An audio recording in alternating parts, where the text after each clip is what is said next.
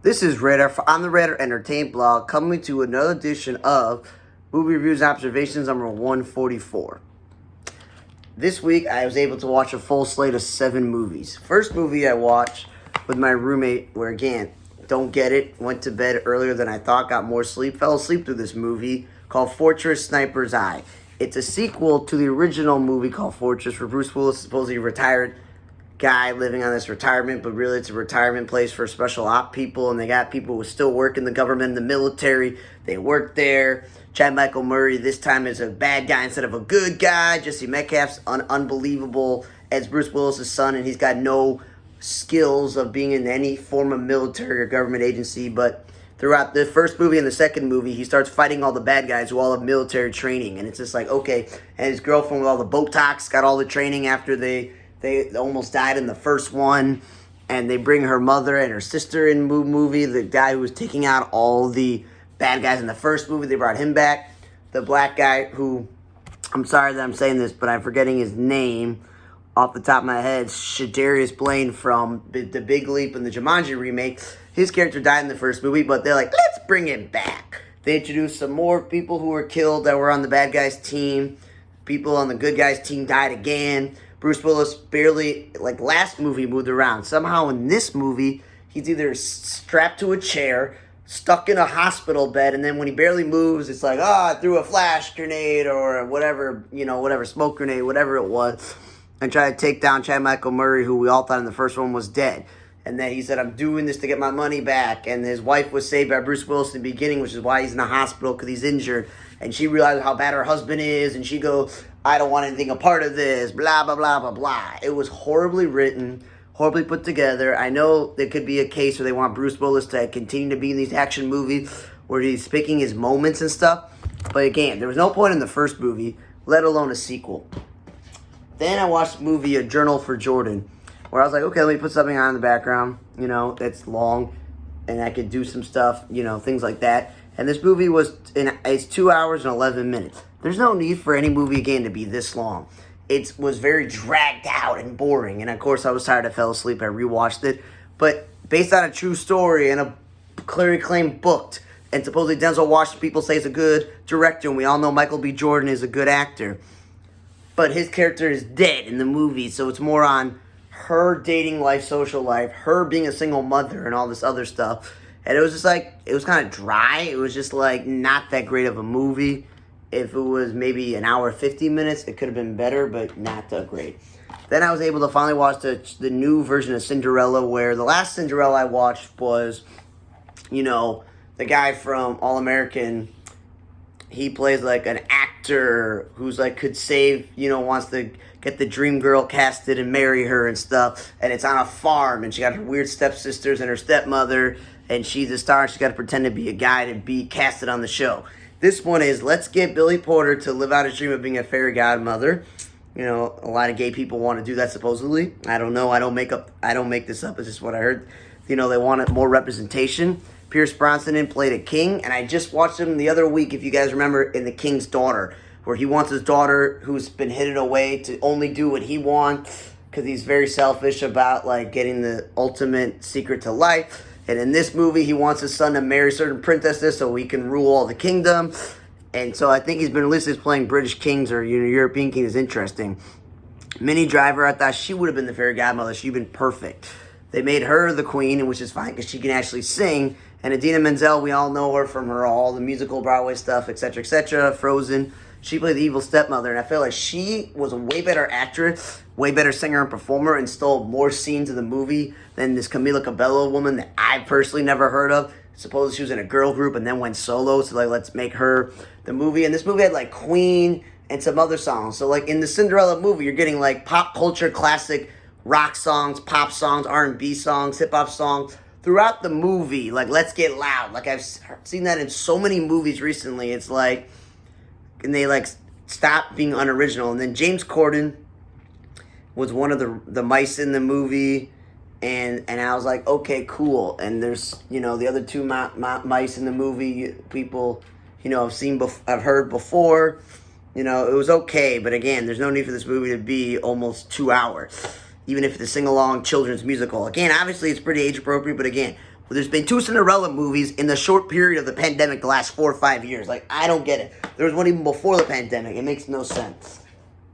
Then I'm going to say I watched a movie called Bodies, Bodies, Bodies last night because I needed something short and quick, and despite being a 93-minute movie listed with credits, it was more like 86 to 87 minutes, so it wasn't that long. Pete Davidson's the biggest star in the movie, and this movie is very hard and confusing to figure out who's going on, who's what, but it's a typical horror film where someone dies and they all got to figure out, who's the killer? Is he the killer? Is she the killer? Are we all fake friends? You all hate each other? All these secrets coming to light and stuff like that. And there's like a storm, so there's no power and there's no service, so they can't call the cops or whatever. But basically, Pete Davidson's playing a rich dummy whose parents let him have this place. And he's family friends with all these rich people. And there's one black girl and a second black girl. There's a white girl who's, I think she's a Jewish actress, and she was in the dumb sitcom that Kyra said was in called Call Your Mother. And she was annoying in that show and annoying in this. So for her, basically, she's dating this random older dude while Pete Davidson's dating the other white, girl in the movie. So you got to figure it out. Like, that's dating that person, that's dating that person. Then the black girl that's in the mansion at the beginning, supposedly she's into women, but not into women. She doesn't have somebody, I don't know. But the main actresses in the movie with like the hairstyle here in the middle, and her Russian or Ukrainian girlfriend, who, they're supposedly in love with each other, but then throughout the movie you get like that she's cheated on her, and they've all been drug addicts because their parents have all the money and due to alcohol. And it's really stupid. It's like, well, Pete Davidson dies from slashing himself in the chest, and they all overreact. I know I spoiled it, but again, most of this movie was blah, blah, blah. Why are you here? Blah, blah, blah. What's going on? And then, okay, Pete Davidson and the other white dude are the first people to die. Then more white people die, so it's a little bit different. And it's just like, talk. Who's the killer? And people die. I'm like, okay, this definitely is a horrible movie. I don't get how it's certified fresh from Rotten Tomatoes. It's just horrible. Because you're trying to confuse, like, which person is gay or straight. Like, it's all these conversations of who's dating who and who's sleeping with who. It's just, like, too much. It's just not useful. And today I watched one of the worst movies I've seen in a while called Honk for Jesus, Save Your Soul.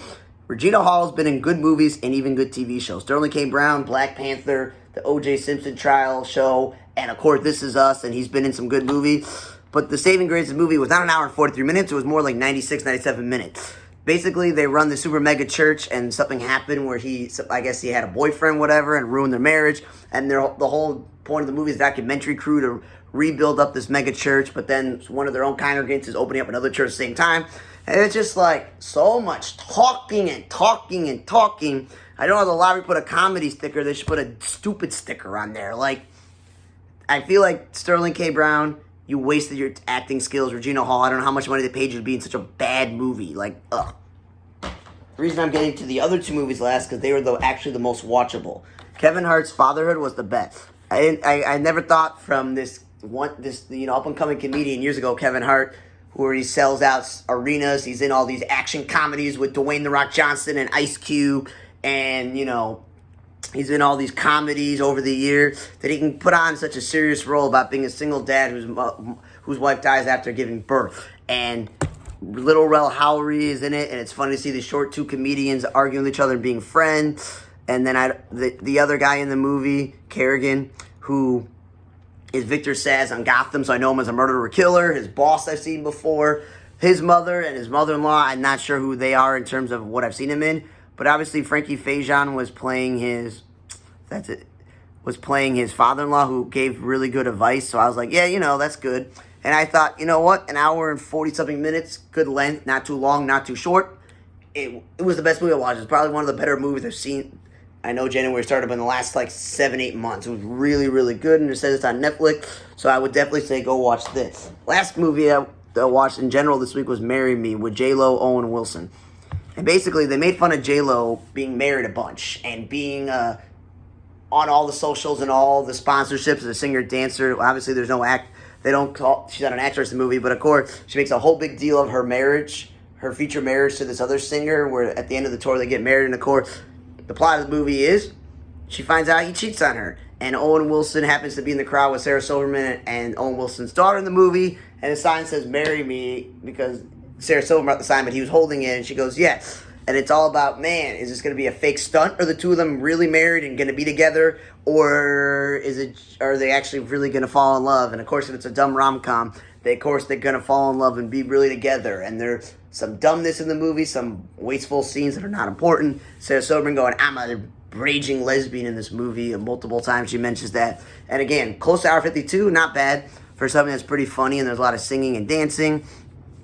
There's, like, actors in the movie, like one of them who I saw from The Resident, like the guy who helps children and stuff. He was in this movie. People on Her Own Crew were people I've seen before. And, yeah, I just, not bad. Not a bad movie, not a horrible movie. It's the typical dumb, cliche romantic comedies where they make no sense. They're not plausible or realistic. And at least with Owen Wilson, he's not Ryan Gosling. He's not Brad Pitt back in the day. He's not, like, that hunky actor. He's just an actor. So it's, again, you look at J-Lo and you look at him, it's like, yeah, it's not realistic, but if they're trying to make it like anything's possible in rom-com, then he's a good enough actor to do that because he can roll the punches. He's pretty funny.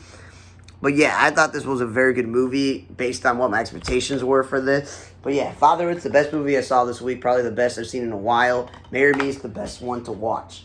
Cinderella, unless you really want to watch this kids movie, go right ahead. Do not waste your time with Body's Body Tongue for Jesus or the Sniper Fortress. I would say a journal for Jordan if you're really, really that interested in this movie to sit through it. Thank you for listening to another edition of Movie Observation number 144. For On the Radar Entertainment Blog, I'm Radar. See you guys next time.